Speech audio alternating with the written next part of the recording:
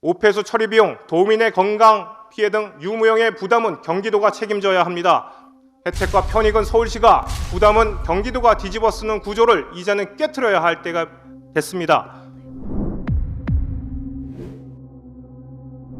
경기 북부를 보시면 북부는 개구리 볼처럼 기형적으로 성장하고 있다는 것을 지도로 확인할 수 있습니다. 경기 북부의 기형적 성장의 원인은 여러 가지 요인이 있겠지만 제가 생각하는 가장 큰 원인은 수도권 최고의 교통 사각지대인 북한산 국립공원이 병풍처럼 서울시와 경기 북부 중심을 맡고 있고, 또한 경기 북부를 연결하는 순환 교통망 부재, 즉 지역 발전을 위한 최소한의 조건인 순환 교통 체계가 없다는 것입니다.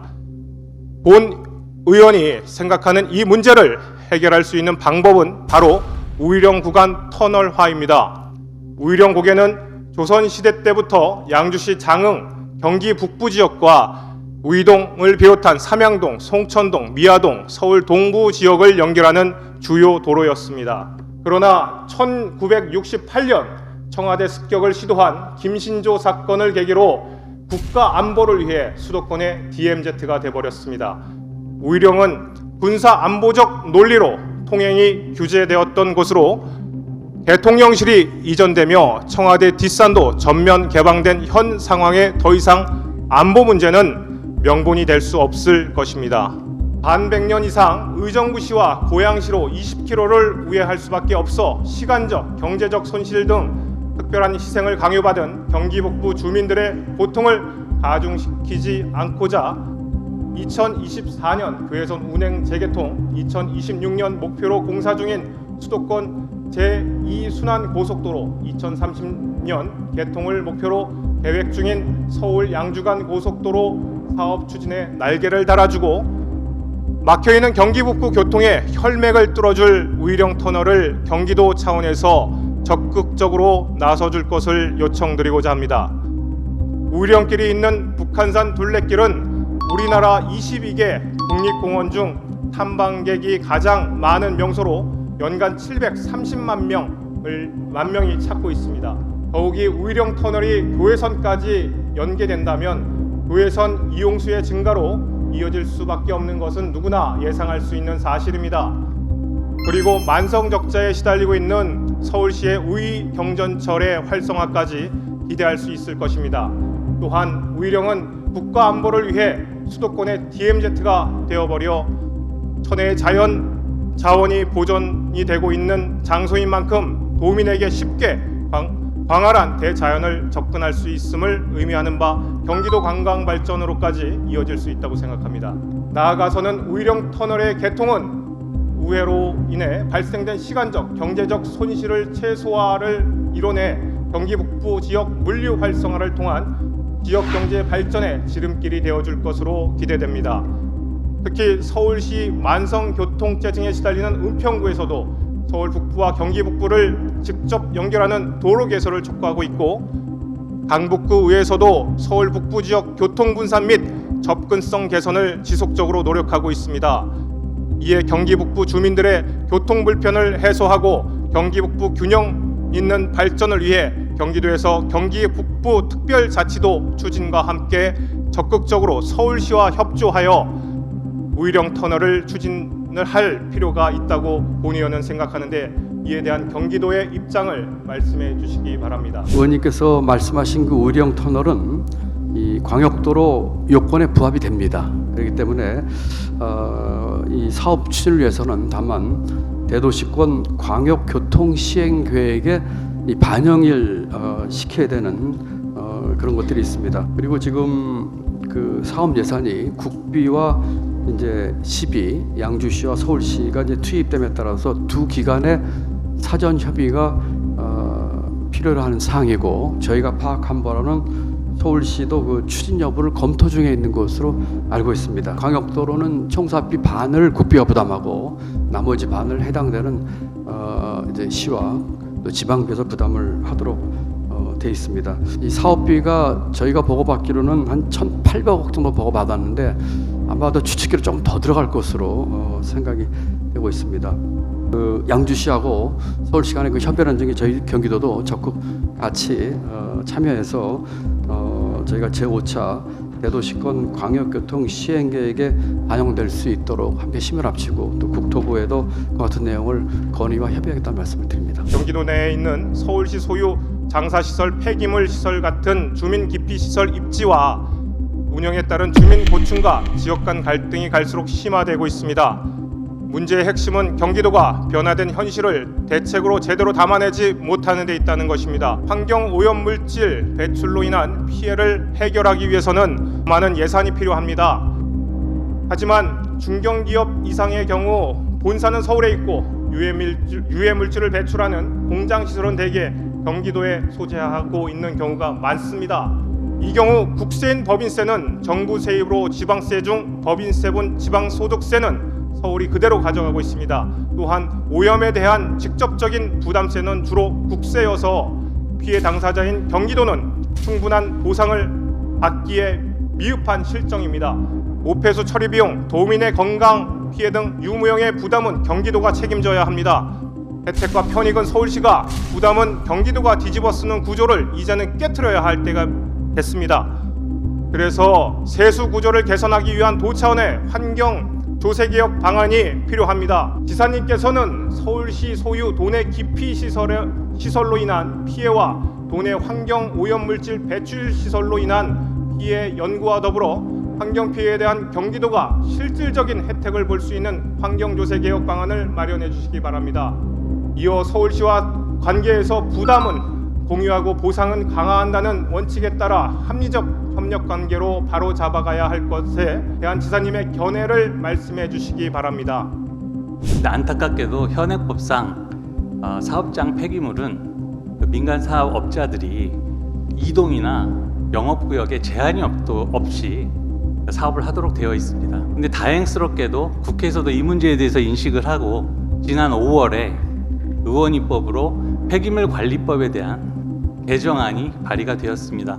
개정안에는 반입 협력금에 대한 조항이 있습니다. 반입 협력금 조항이 개정안에 포함이 되어서 국회를 통과하게 된다 그러면 처리 시설의 주변 지역의 환경 개선과 주민 지원에 대한 근거가 마련될 것으로 생각되고 있습니다. 그래서 도에서도 환경부와 또 시군과 다 협력해서 이 법이 통과될 수 있도록 최선의 노력을 다하고자 합니다. 교육감님께서는 아이들의 미래 진로에 관심과 애정을 가지고 계시리라고 생각합니다. 이 나라의 미래를 책임질 어린 아이들이 적성에 맞는 직업을 선택할 수 있도록 도와주시고 각기 다른 개성을 가지고 있는 아이들의 재능과 능력을 개발하여 다양한 가능성과 꿈과 비전을 심어주는 것이 경기교육이 나아가야 할 방향이라고 생각합니다. 이러한 큰 역할을 하는 곳이 직업체험교육센터라고 생각합니다. 이곳은 체험을 통해 얻을 수 있는 다양한 교육적 효과 외에도 모든 아이들이 함께 어울리며 체험하기 때문에 배려심과 사회성을 키우고 리더십을 기를 수 있는 장소입니다. 이러한 경험으로 아이들은 자연스럽게 놀이를 하며 배울 수 있는 점이 최대의 장점입니다. 하지만 이곳은 체험 테마파크는 의사, 승무원, 경찰, 소방관 등 우리 주위에서 쉽게 바라보고 접할 수 있는 직업만 있고 정작 우리가 세상을 살아가는 데에 필요한 기술자에 대한 직업은 소개되지 않고 있습니다. 사회를 움직이는 것은 이공계임에도 불구하고 얼마나 우리 사회가 기술을 등한시 여기는지를 나타내는 반증이라고 생각합니다. 교육감님께서는 과연 우리 사회가 기술자들을 우대하고 존중받는 풍토가 조성되고 있다고 생각하십니까? 우리 사회가 기술자에 대한 생각이 공부 안에서 하는 일로 인식되고 있는지 모르겠습니다. 본 의원은 시계, 금융, 기계, 전기, 금속, 제약, AI 산업이 인류인 장인의 대접받는 나라, 마이스터의 나라인 스위스를 견학하고 충격을 받았습니다. 1인 소득이 9만 달러를 넘는 스위스의 대학 진학률은 29%, 우리나라 절반도 되지 못하지만 청년 실업률은 경제협력개발기구 회원국 중 최저 수준인 7%입니다. 한국은 높은 대학 진학률 및 청년 실업률과 비교가 됩니다. 이러한 현실의 바탕에는 단단하게 자리 잡은 현실적인 직업 교육이 있다고 합니다. 보시는 바와 같이 아이들이 우리 사회는 전혀 이해 못하는 공사판 같은 기술 놀이터에서 기술 산업과 친해집니다. 공구와 건설 자재들을 직접 만지고 체험하며 기술자에 대한 거리감을 좁혀가고 있습니다. 현실적인 기술 체험 놀이터를 통해 주위에서 볼 수 없는 골재, 시멘트, 도로, 통신, 배관 등 체험과 우리가 늘 다니고 있는 인도, 도로 밑의 구조를 놀이로 쉽게 알 수 있게 함으로써 모든 어린 아이가 편향된 직업 세계가 아닌 폭넓은 직업들에 대해서 체득하고 있습니다. 우리의 직업 체험 교육은 어디로 흘러가고 있습니까?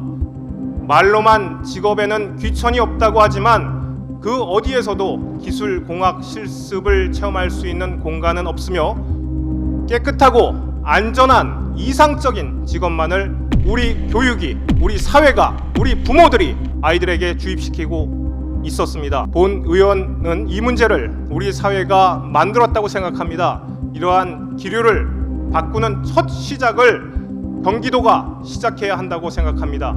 직업체험 교육 내실화를 위해서 경기도교육청이 전폭적으로 지원하고 기술 및 건설업계와 협력하여 사회적으로 직업교육의 현실화를 통해 우리 어린 학생들에게 미리 체험시키고자 하는 것이 올바른 직업교육의 시작이라고 생각하는데, 우리 이 시작점이 될 수 있는 양주시 안전교육관 옆 부지에 시청하신 동영상과 같은 직업체험센터를 설립을 적극적으로 검토해 주시기 바랍니다.